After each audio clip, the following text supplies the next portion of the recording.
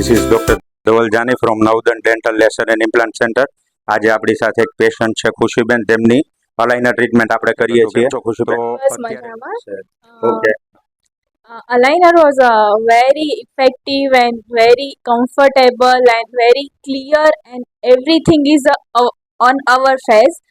Like we say that braces are the alternative of this, and we conduct it already.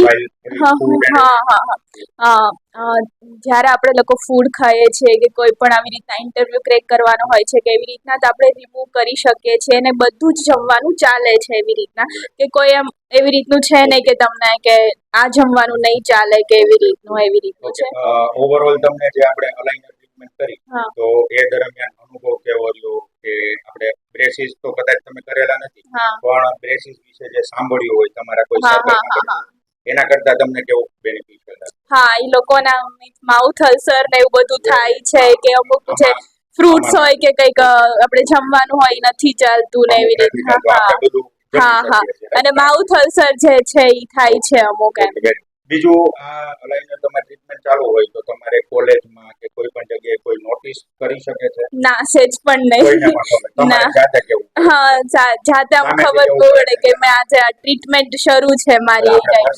કોઈ ખબર ના પડે એના જેવું. હા, કેવું પડે કે મારી ગાડી. હા. Very nice. ઓલી ચાલુ ટ્રીટમેન્ટ હોય ટૂંકમાં સાદી તો બધાને ખબર પડે છે.